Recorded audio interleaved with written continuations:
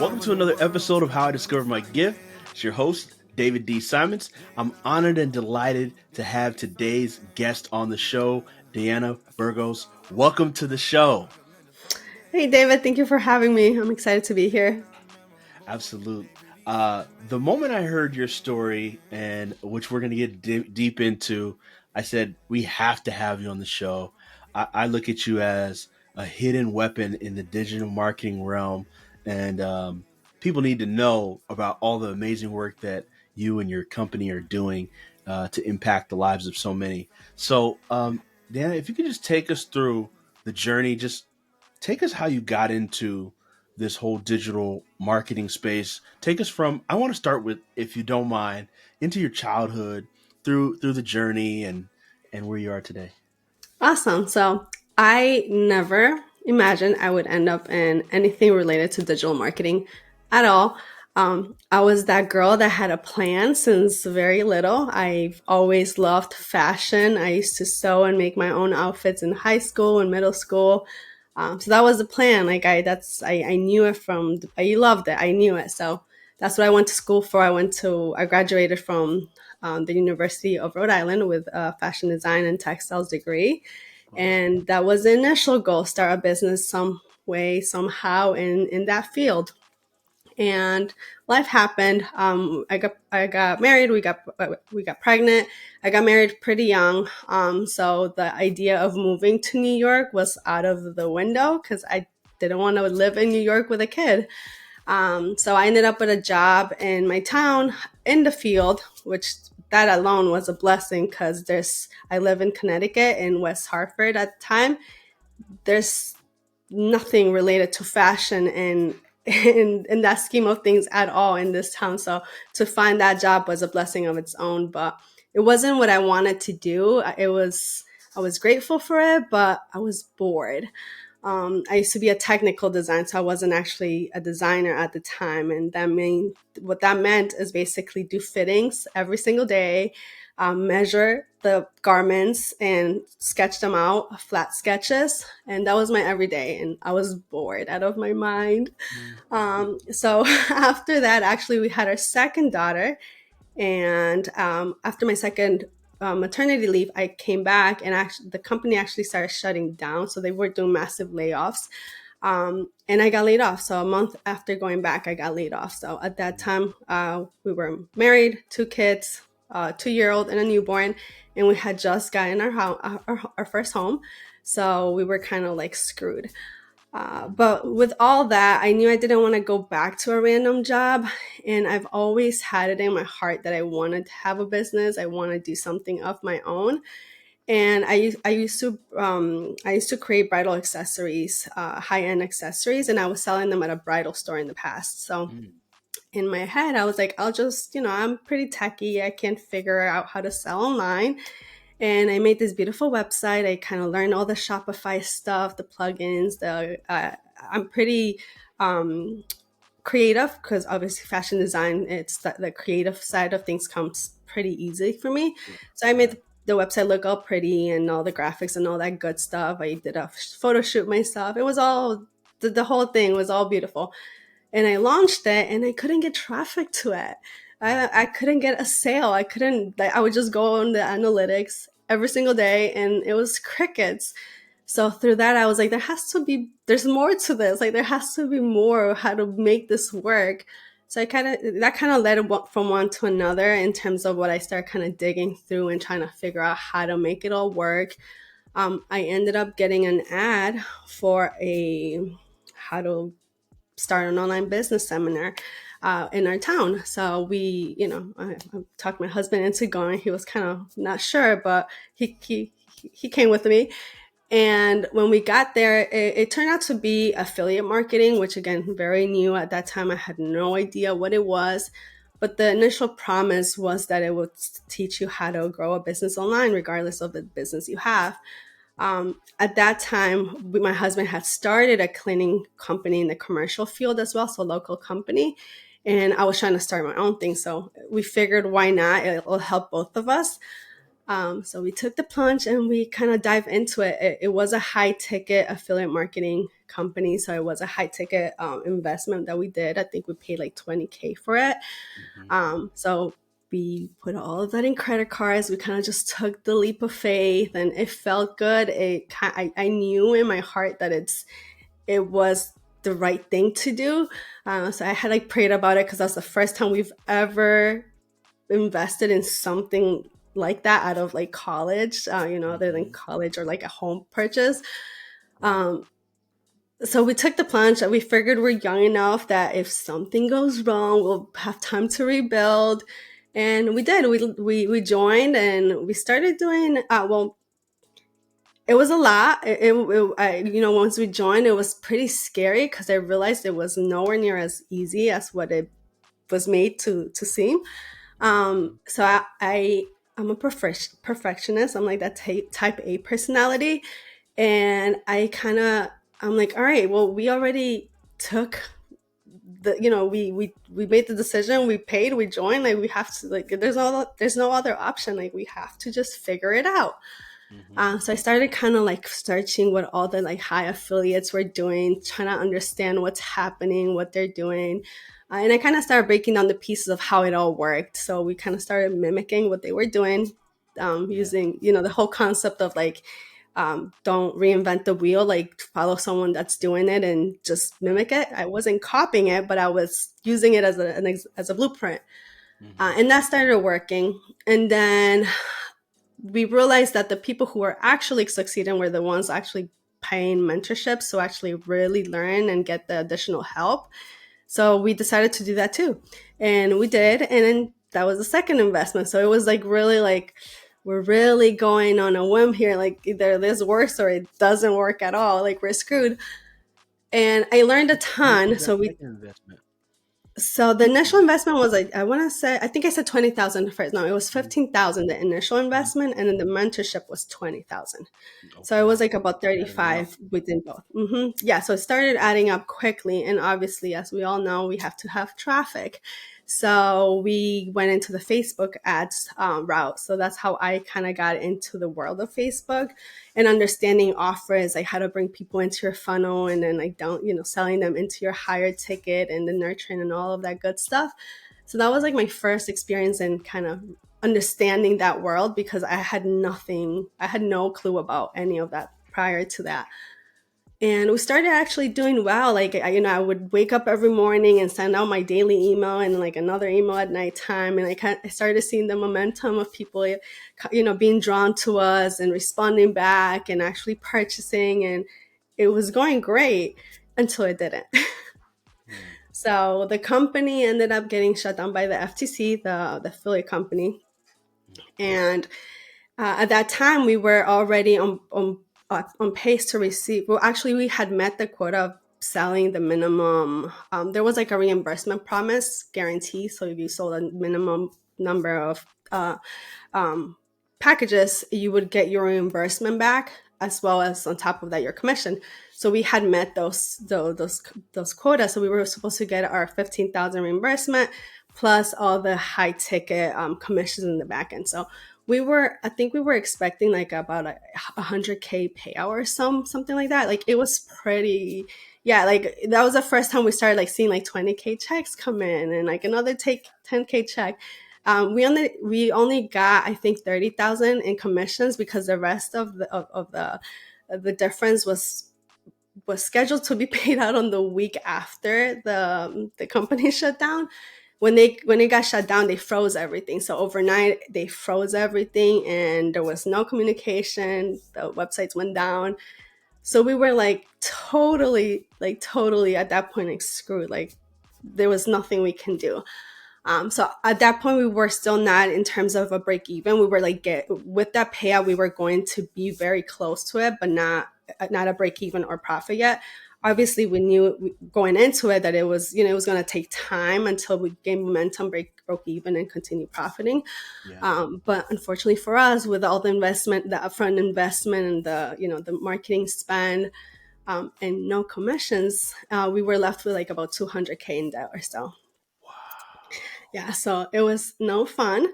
Um, it's it's I always say it's God's timing is perfect with everything, because at that time we considered going bankrupt because we had no idea. I mean, we had no idea how any of that worked, and we only had our house and a car. So we were like, all right, well, let's hopefully if we file, like we were never gonna pay this off, like no way. If we file, maybe we can, start from scratch. We weren't sure what would happen in terms of losing our home or not, and all that stuff. But they told us that we wouldn't, because it was in terms of how that works and how much equity and all that kind of stuff. We wouldn't lose our home. So to us, that was good on its own. Like we're fine with that. We'll rebuild. We learn from this and move forward. So we paid the lawyer to go through the bankruptcy, and then he disappeared. So he disappeared for, I think it was like 2 3 years, like between going back and forth and trying to figure it out, like what's because he would kind of like, it was very weird, like in terms of how he was processing it. He kept saying like, you guys are, your case is not as bad, like we're prioritizing more important cases, blah blah blah. So to us, it was like, okay, I get that, like obviously there's people at the risk of losing everything, that's fine. Yeah. um, but with all of that, it turned into a 2 to 3 year process because he filed it incomplete. So they went through, but then it didn't get approved. So we had that on our record that we filed for bankruptcy. But between all of that, obviously we were like, okay, well, we're not losing our home. Like that's good. So at least we have that stability. In that time, my husband's cleaning company, it was still very small, like it was gaining some momentum, but we had kind of stopped putting effort into it because we were putting more effort into the marketing business, the online affiliate business. So we used the rest of the credit we have to basically build that out. So we paid for a website. We used everything we learned in that through that journey to kind of apply it to the local business, which there's some things you can use, some that you can apply. There's others obviously that you can't. Right. But we definitely took a lot of what we learned to our advantage to kind of Mhm. push that through. And thankfully, by the grace of God, that's grown. So that thank God for my husband for kind of keeping his head above the water and taking action, because I think it took me 3 months to kind of like get back up, because I was so confused, like what just happened. Especially as Christians, like to me, when we went into that, like I felt like it was the right thing. So when everything went south, it was like so confusing. I was like so lost. Like, what are we gonna do? Like, what am I gonna do? Right. Like, am I starting over? Am I going back to a job? Like, I Right. had no idea. So he Wow. he was great at that. He really took kind of let me go through what I was going through, and he kind of just took the reins on that and did what he had to do. And yeah, that's kind of taken off. So um, that's going strong up until now. So that's that. After that 3 month period, I was like, all right, like we got to do something. Like we didn't just go through all of that for nothing. Right. And it always stuck out to me, like something that one of the people in the company used to say, where he used to say, like you can lose everything except what you've learned. So, Mhm. it's only a failure if you stop doing it.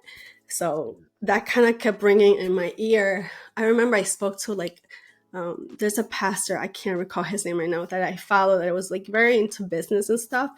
Mhm. That's like his whole ministry is like business related. I'm like totally blanking on his name, but I Myron Golden. spoke with him. What is it? Myron Golden. Is it? No, it's not Myron Golden. Oh, okay. No, um, I do follow him though, and he's amazing. Yeah. But no, it wasn't him. But I ended up speaking with him because I was like so confused. Like, do I go back to doing affiliate marketing? Like, do I go back to pursuing what I initially got into Yeah. that to do my accessories, to get into the whole fashion thing, or do I go back to a job? Like, I was so confused. So he kind of helped me like work through that. And more than that, also pray up for our marriage, because, as you know, most marriages fail for financial reasons. Right. Right. So that was a big that was big. That really set a lot of peace. And then after that, we were like, okay, well, I started kind of like digging through what I knew, what I didn't know, what I'm comfortable with, what I'm not comfortable with. And I was like, well, I'm good at Facebook ads right now. Like, I mean, we kind of figured that out, like, because we started moving, we were getting results. So I came across Dan Henry's ad, and I was like, Mhm. maybe I can start an agency. But again, I'm a very type A person, so I won't start something unless I know that I can do it really well. Mm-hmm. So I bought, we actually, that's the last course we bought with the last amount of credit that we had in the credit cards. Mm-hmm. That and the mentorship that he had, like his inner circle at the time or something like that. But that kind of gave me an idea of how to get started, what to do. And I started running ads for some local businesses. I ended up meeting an amazing guy that used to run his coaching, which again, right, like God's timing and how he opens doors when we least expected Amen. in ways that we can't even imagine. But I just remember, like, I've always been the type of person that when I want to learn something, I just ask a million questions until I know it. So I used to ask this particular guy all these questions, and then he was awesome. And then he actually started working at the Cardone Kern agency at the time. I guess he used to work for Frank Kern, and he started working when they united. He became kind of like the guy responsible for building or being overlooking the agency. So he posted on his Facebook, on his feed, about, looking for media buyers. And in my head, I was like, well, if I want to start an agency, maybe I can start working as a media buyer, because then I can kind of learn the ins and outs of what an agency is. Like, I had no idea about that business. I just knew Mm. Facebook ads, and that's one piece of the puzzle. Right. But I was too shy. I was so nervous. I was still kind of shaken up by everything. And Yeah. to me, I've always gotten attacked with my thoughts. And I Mm. start doubting myself, like, do I really know enough? Like, is this, like, it's not for me? So I just remember liking his post, and I just Mm. left it at that. Like, no way, like, I'm not going to be able to work for them. Like, I don't have a marketing degree. I don't know enough. Like, I just kind of started. um but anyways, he reached out. He was like, I'm looking for media buyers. Like, send me what you have, like, results you've gotten, and then we'll go from there. So I sent him a video of some of the current stuff I had done and some of the event campaigns I had done for the affiliate marketing, because they used to do Mm. event based marketing. Okay. And he was like, yeah, you're hired. So I was like, really? Like, are you Wow. serious? So that was like a huge thing, because obviously at that point we were still kind of getting up back up and everything. Mm-hmm. And I just took that for all it was worth. Like, I just learned as much as I could. I used to ask him a million questions, and just I was put in various positions during that time, which Mm-hmm. some were uncomfortable, some I hated.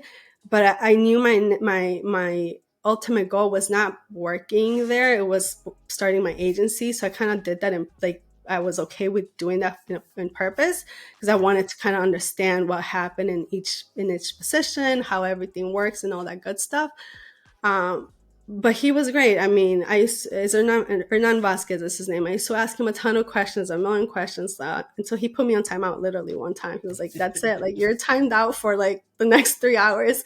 I was like, "Okay, I'm sorry." But I learned so much from him, and just that experience itself. And then once they closed, I kind of, again, I started working with a couple other smaller agencies, and I still actually work with Frank Kern. Like, I run some of his, I do some work for him in various aspects.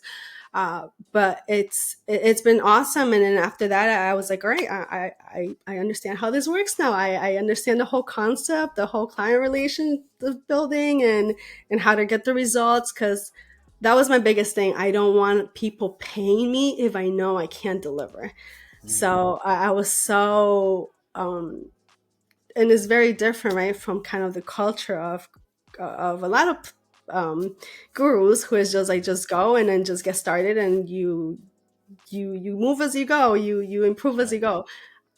I'm not like that. I To me, Mm-hmm. it's like, if I know I can't deliver, like, I don't want, like, clients are putting their trust on me with their hard-earned money. Like, I've seen my dad go through this himself, because he also has a cleaning company, Mm-hmm. funny enough.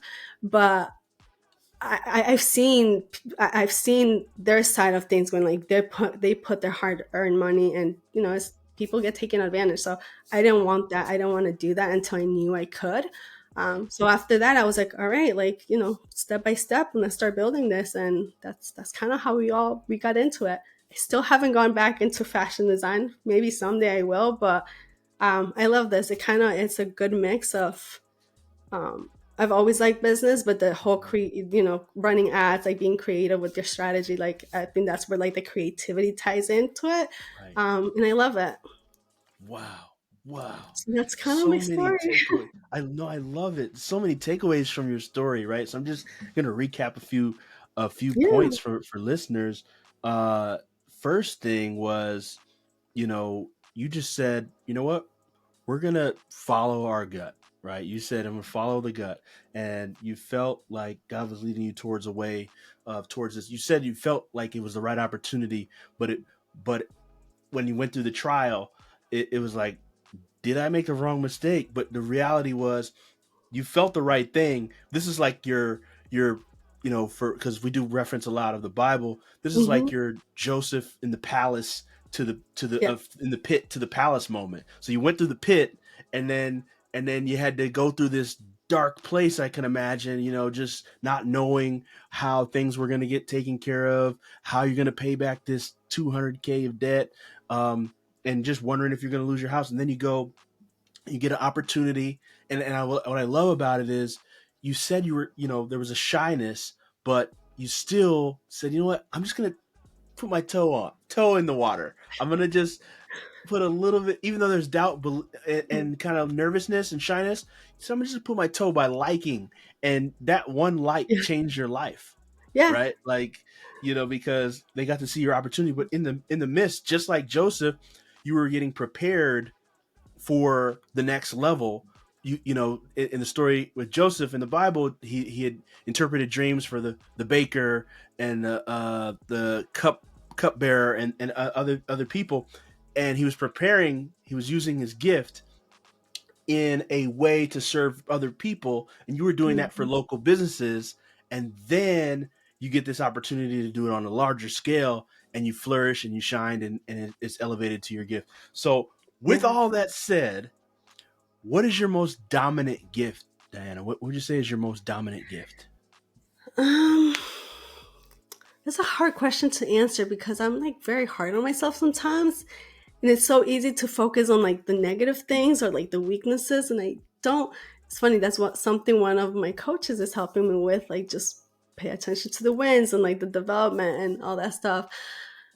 Um, Let's put it like my this: what do most, people always say? Like, "Oh man, Diana's this. She's always this, or she's good at this." Like, what when you think about your most dominant one?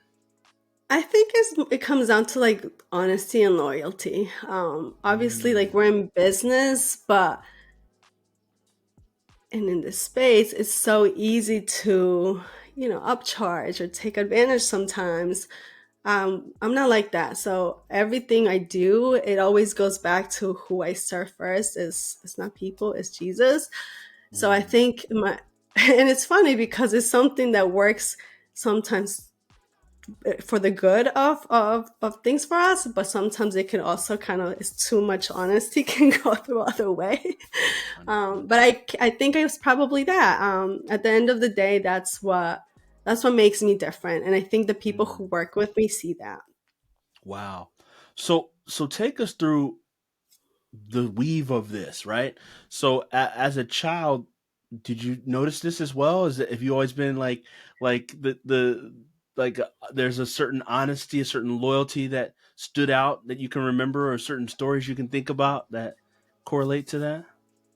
It's funny.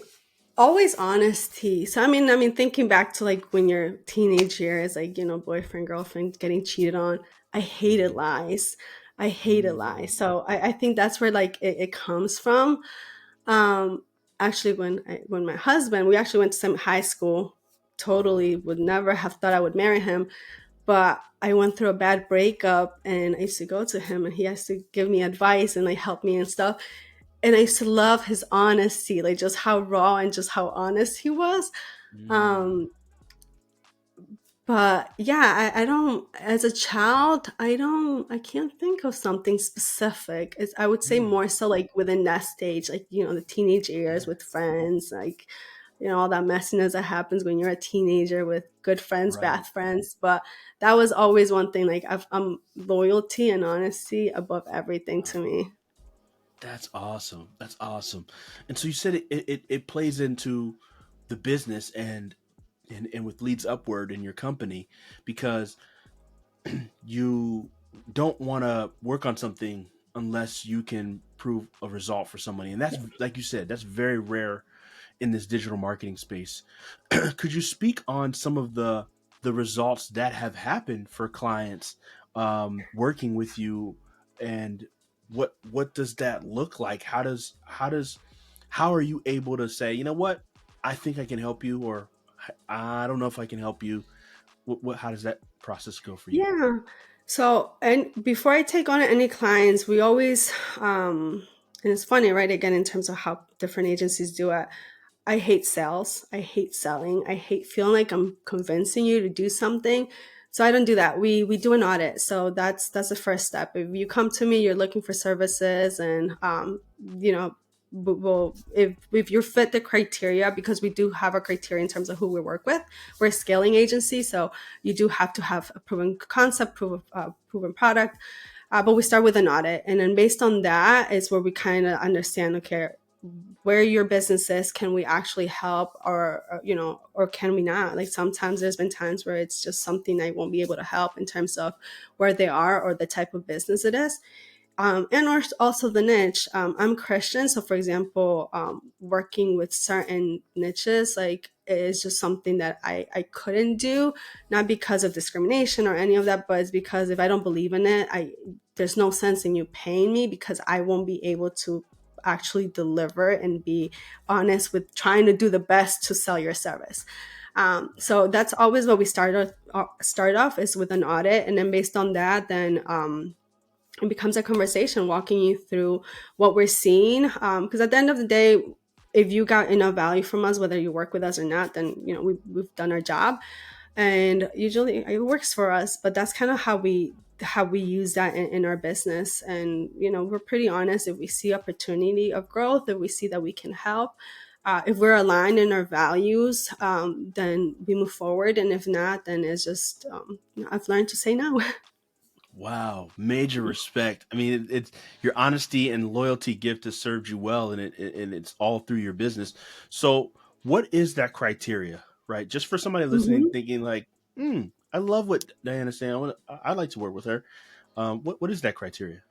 Yeah, so we're a scaling agency. So we're most of our clients have they already have a proven concept. They've already have some type of you know, funnel. There's some type of strategy going. Most of them are making between 500,000 to 1 million already, and they're looking for growth. They're looking to scale, so they need help with strategy aside of just traffic. And either they've already gotten to where they are with paid media and or organically. So obviously, those who are doing paid media, they've hit a ceiling in knowledge in terms of how else they can scale and what else they can do to scale their business. And for those who have scaled organically, they usually don't have a paid media strategy in place. So they know they have something strong, they have a strong foundation, they know that you know their product is selling. They just haven't dabbled into Facebook ads or any type of paid media for that matter, and they don't know how to get started correctly. So Love that's it. that's kind of what we're looking at. And again, as long as everything checks out and our values above everything in line, then we usually, you know, we move forward, or we refer somewhere else, or you know, we kind of go our separate ways there. Got it. So, take us through an example client that's that that was already using paid traffic, and how you scaled them up, and also take us through an organic example Mhm. where they didn't have paid media, and then you took them to another level through paid media. Sure. So one particular client, which is I would say it was one of our biggest is it was one of our biggest clients. They were selling real estate investing coaching, is what they were selling. They used to do in person events in the past. Obviously, when COVID hit, that all changed, and they transitioned into a virtual event. So that was they had the proof of concept in terms of they were selling their high ticket coaching in person in the past, but this whole new concept of virtually being delivered was new. But we knew the product already. We knew how it, you know, how it sold, how it converted. So we started with the virtual events, and I actually worked with them. They called me when they were running their first event, because the agency they were working with, there was just issues there. And I told them no for the initial event. That's one thing that we usually avoid starting in the middle of campaigns. So, I told them, finish that, and then we'll start from on the second one forward. And they did. They called me back, and we basically took them from that first launch. I think I call it a launch, but it was a virtual masterclass challenge. There's so many ways of calling them now. I don't remember exact numbers, but I think we had maybe like 1,000 registrants, or a little bit under 1,000 registrants.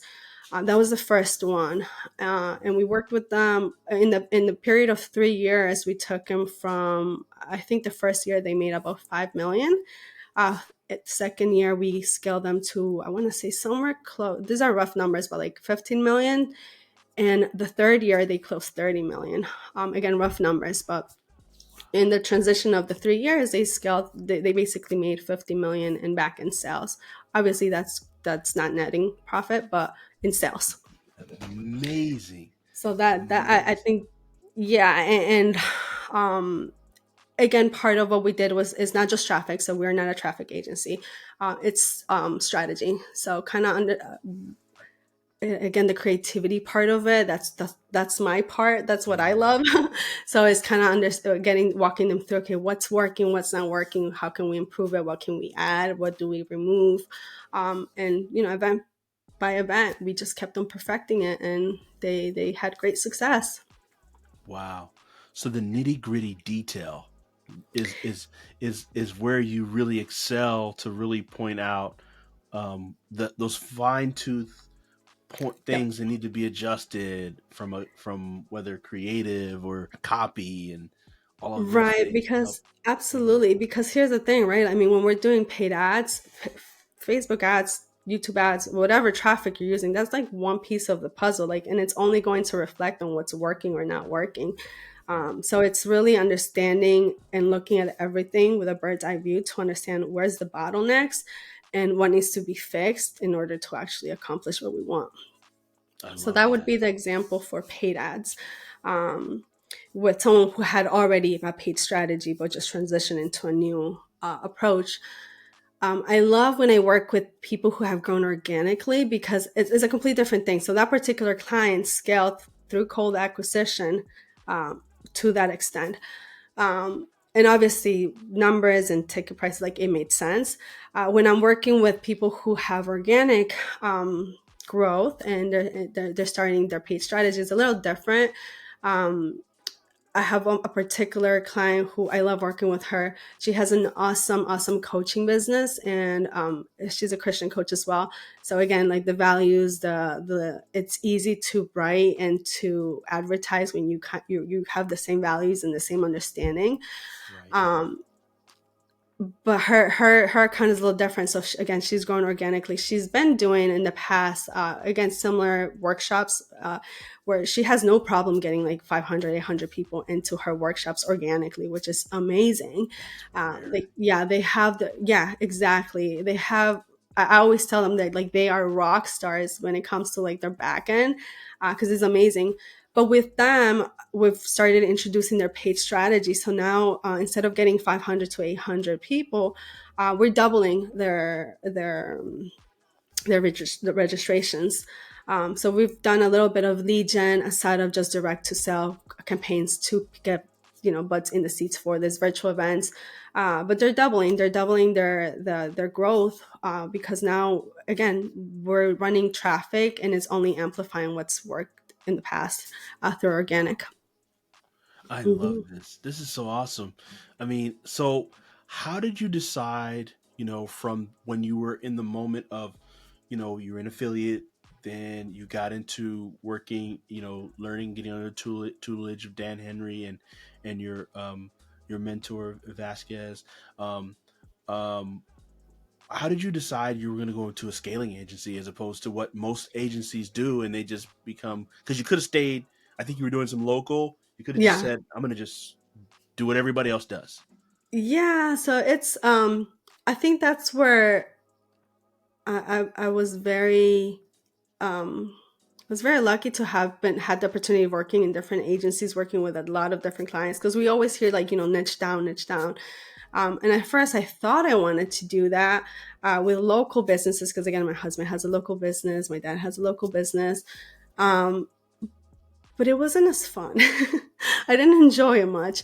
And it was also a little bit different because at the end of the day, when it comes to paid ads, it's always a risk, right? And usually the smaller local businesses, they're not always at a point where they should be spending money on ads, or they don't have the actual team that they need to sustain the growth and or to actually nurture. So it became a lot of that where we would send leads to customers, but they couldn't close them because nobody would follow up with them.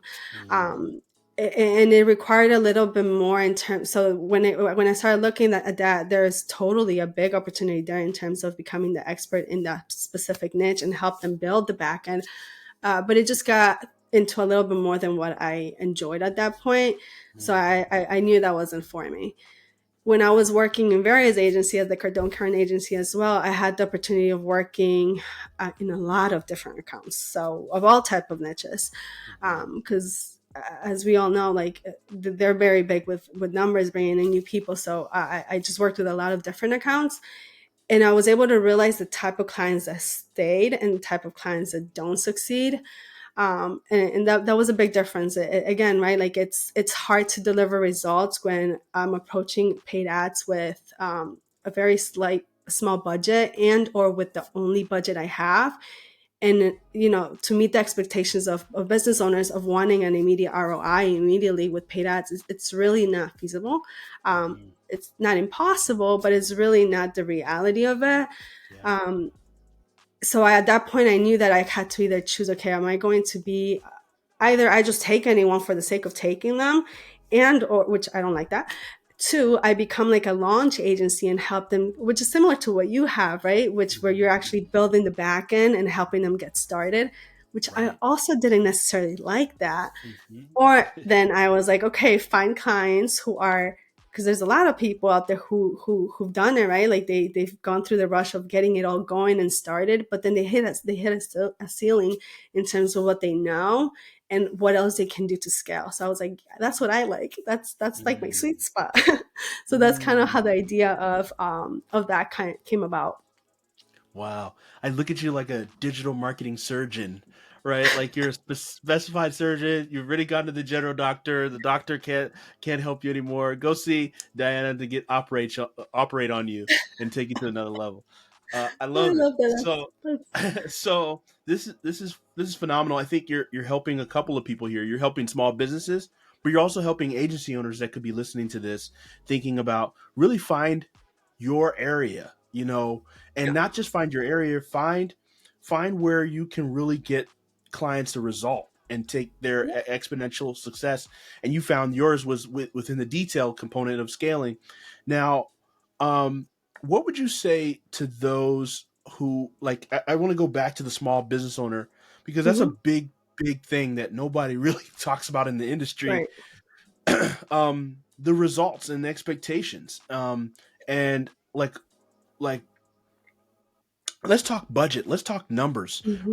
Like a small business with a budget of $1,000 a month, $1,500 a month, is thinking that, oh man, I'm gonna blow this thing up, I'm gonna have Right. clients out the wazoo, and that could very well be the case for some rare Hmm. unicorns in the space.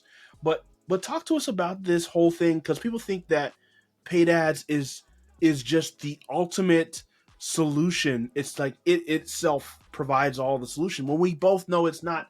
It's a part of it, but it's not the whole picture. So if you could Hmm. break all that down. Yeah, so yeah, absolutely is not. It's like I said, it's only going to amplify what's working or what's not working. Um, it's a mindset, right? I mean, even when I was a team lead at the Cardone Kern, I used to always tell the media buyers that like, and actually when I was learning, it was like that whole concept like you can't think of it with your own pocket, and you have to be willing to spend to get the data that you need to optimize and scale. And it goes both ways, right? For the media buyer or the agency owner who's running the ads, because you have to have in a sense of thick skin with that and understanding and being responsible with knowing what numbers you're looking at so you can optimize. But likewise for the business owner, it's being willing to not spend, because it's not a waste. I've heard a lot of people say I've wasted $1,000 on ads. It's not a waste. It's an investment. And at the beginning, you're investing in data. You're not going to be investing in immediate return of customers. You're investing in the data you need to make the changes you need to optimize. So that's kind of always have kind of how I put it with clients. You have to have the right mindset for this. And again, in terms of expectations, is that right? It's going through phases. Like the first, it's very rare that you'll get immediate results the first month, especially if you're starting out completely from scratch. Like that's, again, not impossible, but it's not realistic. So the first step is always like finding out. There's so much to test in terms of like launching something with paid ads. Like your creative is one thing, your messaging is another, let alone the actual funnel and how it converts. So there's multiple phases of testing, and testing each element until you really make the whole piece of the puzzle, put it together. So that's kind of how I approach it. In terms of budget, we're talking about 1,500 or so. Depending on what type of campaign and what your goal is, it might be feasible. I mean, we're talking about getting leads in certain niches. It might be doable. We have a campaign running right now where we're literally getting leads under $2. So you're spending 1,500. You're gonna get a handful of leads. But if you don't have a back end, if you don't have products in the back end to sell to them, I mean, are you really going to make a profit off that? So it's just really understanding like where your budget is going to and what your goals are in terms of kind of panning that out. Um, but that's kind of how I approach it. Does that kind of answer your question? Yeah, big time. I love that.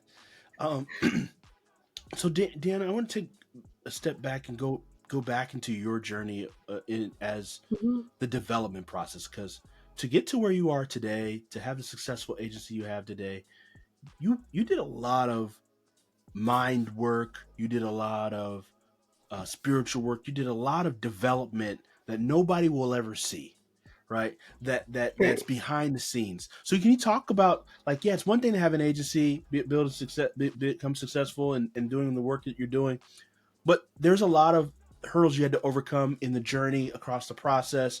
And if you could just speak to that development process and what you've had to do to develop yourself. Yeah, I mean, I think first and foremost, for me, first and foremost is the spiritual part of it. Um, because again, and how I am as a person, right? Like I need to, I won't do something if I know it just doesn't feel right for me. So I needed to get to the point where I understood what felt good for me. So when, for example, when that all went down, in the brink of um, I'm blanking on, for not foreclosure, the bankruptcy and all of that, it was like kind of like that decision of what do I do, right? So going back to affiliate marketing for me felt wrong because I saw a lot of people hurt. So I'm not saying all affiliate marketers are like, bad or like, misleading and stuff, but I did see a lot of people get misled and eventually it just didn't work out for them. I never felt as a victim because we went into it with the intention and mindset of like, we're doing this, and if it doesn't work, then we made a choice to be here. But I did see a lot of people situation, it wasn't like that. So it didn't feel right for me. So I think that was like the first aspect, just being aligned and understanding, where does God want me to be? And I still work through that every day because sometimes, we're always searching, and he's always moving in our life in different ways. And I think it's just the doors that he's opened has led me here. But that's been the biggest thing, right? Like the spiritual growth and knowing how and when to say yes to him. Mhm. Because a lot of times it's so easy to just say no. Right. But that was like the biggest thing. The second thing was for me is always learning and just educating, surrounding myself with the right people. So I invest heavily in just learning more in terms of what I do in my craft. to be able to get my clients the results they want. So that's always, I think you need to be willing to do that, because this changes every single day. Something's changing. You know, you hear about different methods, different, you know, the new way of doing things.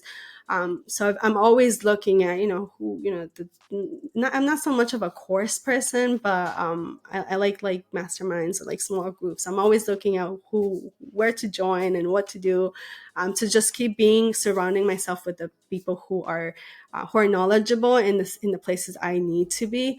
And that's always been in various things, right? I mean, when I was just a media buyer, like looking for different, how to become a better media buyer at that point, like, you know, what resources or what person's group or course to buy into that shows me how to be a better media buyer. Now, as an agency owner, is like more so, okay, how to lead my team, like how to train my team better, how to keep growing. Because you know, there's a difference between being a media buyer and when I was doing it all by myself at some point, and it's different when I have, you know, when I started bringing people and training them correctly and actually um, just knowing how to set everything up so that I can successfully deliver results. So I think that's like the second thing, just being willing to invest in your own knowledge, really, to just keep learning. Wow. Respect. Yeah, a lot of people think that's a, you know, gimmick of you know, paying for masterminds and paying for, but like you said, it's essential, and you Yeah. realize like the more you learn, a lot of times there's more you need to learn because Yeah. it's gonna change with especially with Facebook and these algorithms, and so I'd be remiss if I don't ask you what is, as we speak right now in this moment, because it's gonna change, but what is working, and for listeners, small business owners, agency people that are listening to this, what is working right now from your perspective at this high level of view, seeing wide across different accounts? What's working from an advertising? I know that's a very broad question, but yeah, what would you Yeah. say? I think, I mean, yeah, that's a very, in a sense, loaded question because honestly, I think that people make a mistake when they kind of chase that shiny object, like the new method, the new way, when in reality, right, like that's all a deliverable. Like it's what's in the back end that matters. So I always say start with your offer and hone into that offer and the transformation that your offer brings to your client, because that's what sells. Like it's not the challenge, it's not the webinar, it's not the lead magnet, it's the actual transformation that you are getting your clients. um, so that's all. I always kind of like try to put that into my client's mind because it's so easy to get into that chasing. No, you know, I heard challenges are working, I want to run a challenge. Right, When for me, for example, I'll be honest, being on this podcast is a big step out of my comfort zone. I'm shy. I am very doing I am great, very doing great. timid. Um, so the concept of even me thinking of running my own challenge, it's nerve wracking. Like I don't know if I would be good at it because I don't know if I would be able to deliver it the right way. So it's also like finding what works for you, because if you're not comfortable, you won't sell it right. So I think that's more so the questions I kind of put it in my clients' heads and then draft the strategy based on their strengths. I mean, challenges, live events, they convert like crazy if you're the type of person who, you know, kind of like what Russell Brunson talks about his I'm blanking on terms again, but the attractive Attractive correct character. character. Yeah. Yeah, if you're that person, by all means, go for it because they convert much higher, right? I mean, we all know that in person or live events of whether virtual or in person, they convert at a higher rate. So that's working. Challenges, virtual events, it is working really well. Yeah. But I will say it's working for those who know how to deliver it. It's not working because of just the concept of that. So. That's good. That's good advice. I love it. So, tell us about Leads Upward and how people can learn more. I know you kind of gave us the criteria earlier, but Mhm. anybody that wants to scale their business and take it to another level and be your next case study, what are some ways that they can get plugged in and work with you? Yeah, absolutely. I mean, you can always reach out to me on Facebook directly, Diana Burgos. Or our landing page is leadsupward.com. I think it's /profit audit. We can drop the link there later. But those usually are the two places where you can reach me. Again, what we do initially is an audit call, in terms of seeing if we're a right fit to work together.